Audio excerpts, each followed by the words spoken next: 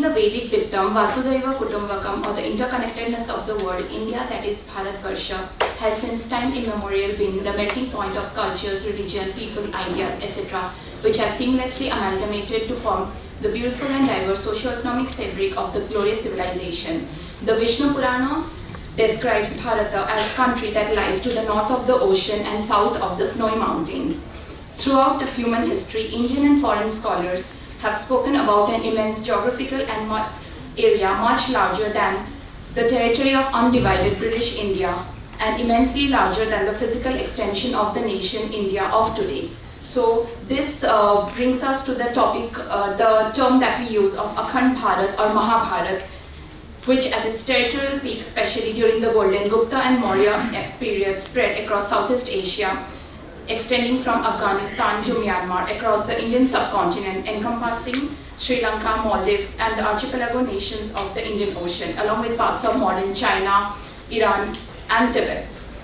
Literary evidences in the form of 1590 book Ain-i Akbari by Abul Fazl describes Hindustan as having Sri Lanka, Achin of Indonesia, Maluk of Indonesia, Malaga, and few other islands of Southeast Asia as its territory. Also, 16th century mention of Hindustan by Ignazio Danti talks of India extending across the subcontinent. This further substantiates the theory of Greater India. It is the unified Indian cultural sphere or the Indic world, an area encompassing the several countries and regions of Southeast and Southeast Asia that have been historically influenced by Indian culture, which itself has been formed from the various distinct indigenous cultures of South Asia. The term Indianized kingdoms, coined by George Coates in his work, Histoire ancienne des États hindoisi the extreme Orient, talks about the same. The topic or the term Farther India was sometimes used to cover all of modern Southeast Asia. The Indian Ocean is also historically known as the Hind Mahasagar, which validates the humongous influence that India has had on its neighborhood and the dominance over the oceans throughout the ages. Interestingly, the Indian Ocean world is also referred to as the first global economy, as it has since centuries been the preferred route of international maritime trade across continents.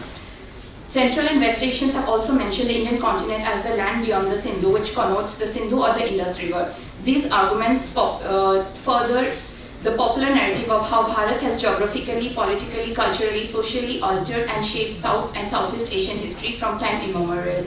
Now coming to the two important topics that I want to discuss is transnationalism and globalization. Transnationalism refers to the flow and exchanges that take place across national borders. It denotes both cross-border material circulation and symbolic flow and interconnections, whereas globalization, a much broader term, is the growing interdependence and interconnectedness of the world's economies, culture, population, etc., facilitated through trade in goods, services, capital, technology, people, knowledge, ideas, etc.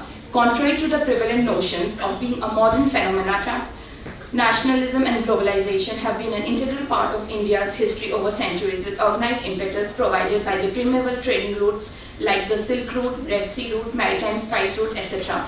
We'll just have a brief look at the maps of the trading routes, so just get an idea that how India dominated maritime trade and was connected to all the countries of Southeast Asia. So, yeah, so this is the ancient Silk Road, and so these are the ancient Indian trade routes, and you can see that most of them traverse through Indian territory. So the Silk Route was an intricate web of land and sea paths that connected China and Far East with Central Asia and Europe. The Red Sea Route was an ancient maritime trade route that connected India with the Roman Empire through the Red Sea, and the Maritime Spice Route was a network of sea routes that linked east with the west. Due to the strategic geopolitical location of India, all the major ancient trade routes traversed through Indian territory, offering India an opportunity to cement its position as a crucial economic fulcrum to global trade and maintain its status quo of key economic power in the region. This prolonged interaction of India led to the Indianization and Sanskritization of Southeast Asia. Indianization refers to the spread and adoption of Indian language, culture, food habits, architecture, etc., mainly observable in the Indosphere. It's a term coined by James Matisoff, which signifies regions in South and Southeast Asia which have been historically influenced linguistically and culturally by India. Sanskritization, made popular by sociologist M. N. Srinivas in broader sense terms of Brahminization, which is the adoption of Vedic ways of life and emulsion of the higher caste. The extent of Hinduization of the nations in Southeast Asia can be gauged from the fact that even the names were of Hindu-Sanskrit origin, namely Simhala, which is Sri Lanka, Maladvipa, which is Maldives, Suvarnadvipa, which is Java, Sumatra, Bali, Borneo Islands of Indonesia, Malaya Desha, Malaysia, Kamboja Desha, Cambodia, Brahma Desha, Burma, etc.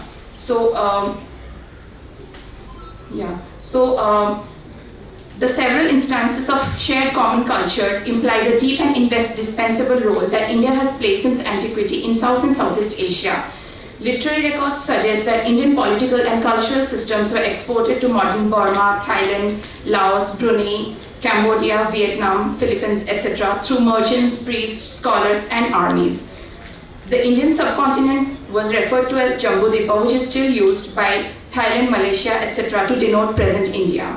Indo-Spheric languages are observed all over Southeast Asia, even today. Scripts similar to Indian ones have been discovered in Indonesia and Philippines.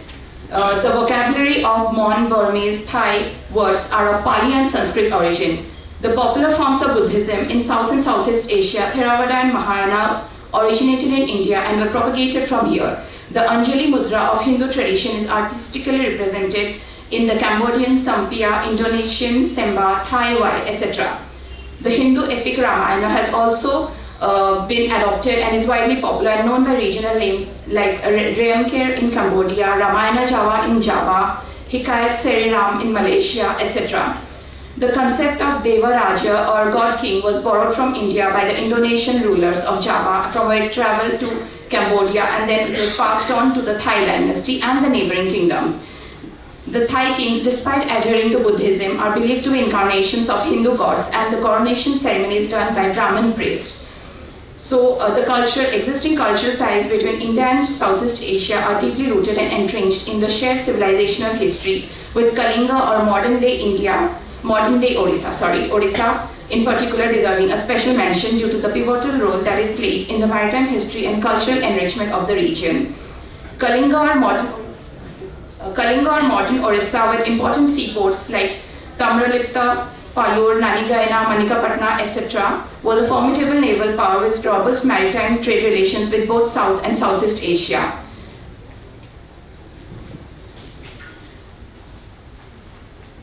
In Odisha's cultural history, the significance of maritime trade is undisputable, and its influence on the architecture, religion, art, literature, social structure bear testimony to it. The sailboats, which are known as the Palatana Boitas, have a revered place in India's naval history, which has achieved heights in both domestic and overseas trade. The dominance of Kalinga in the Indian Ocean was to such an extent that the Buddhist text Arjya Manushri Mulakapa mentions Bay of Bengal as the Kalinga Sea and islands in it as Kalinga Desho.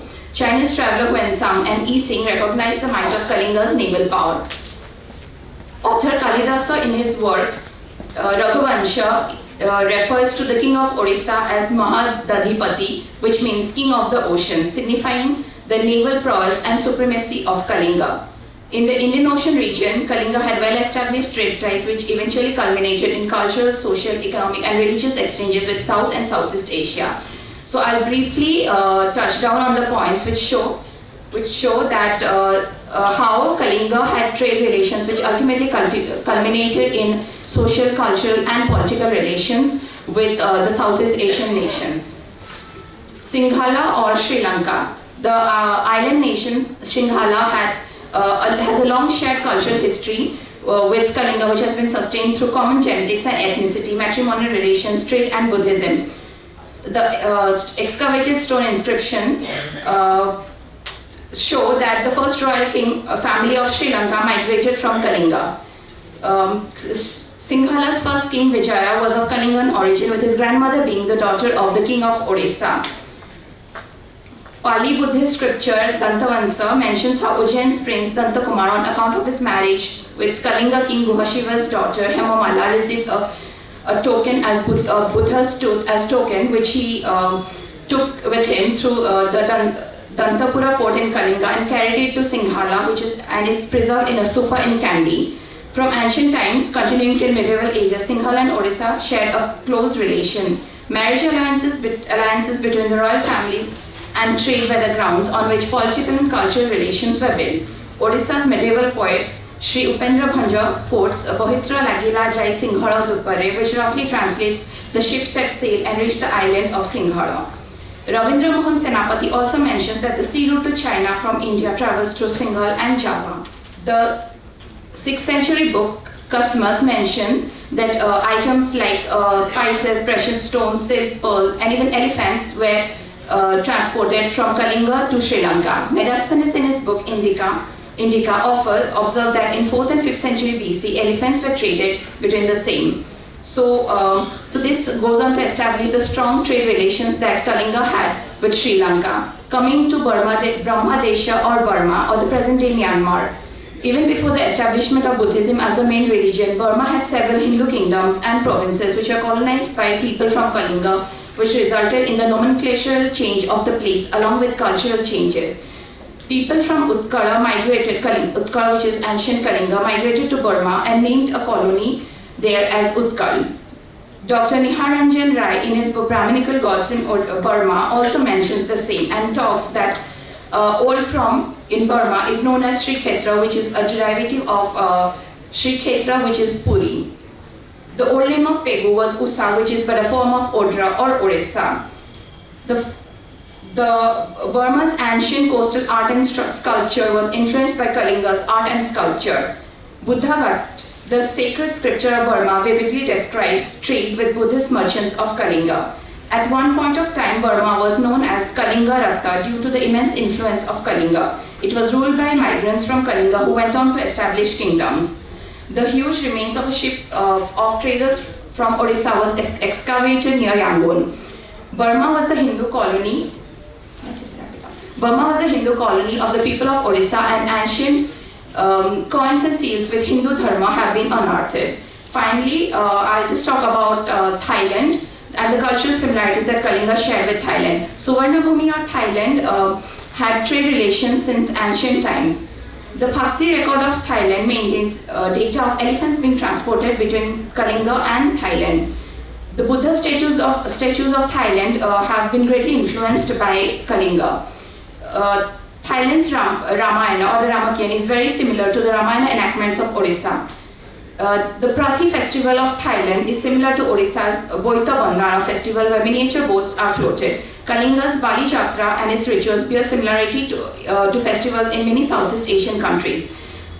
Thailand celebrates Loi Krathong by floating a lamp or a boat, which is also similar to Donga Bhasana festival of Odisha. The Songkran festival of Thailand is identical to Makar Sankranti of Kalinga. So these go on to show that Odisha and or the ancient Kalinga and Thailand have trade relations since antiquity, and as a result of it, social and cultural and material and non-material relations have been established. Finally, concluding, we can safely say that embodying the spirit of India's Act East and Neighborhood First policy, the need of the hour is to revive and strengthen the already existing historical bilateral and multilateral ties to bolster regional peace, cooperation and prosperity. While the Act's policy aims to deepen political, economic and security relations with Southeast Asian countries and the wider Pacific, the Neighborhood First policy prioritizes the neighboring countries and endeavors to forge strong relations with them. The foreign policy of extended neighborhood of India intends to strengthen ties with strategic neighbors in the Indian Ocean region, Southeast Asia and South Asia, which are geographically distant but have crucial political, economic and cultural ties with India. In contemporary parlance, geopolitically speaking, the strengthening of already existing civilizational ties would firmly assert India's soft power and leverage India's aspirations of being a global power, along with already existing status of India being a regional power in the Indian Ocean region. Thank you.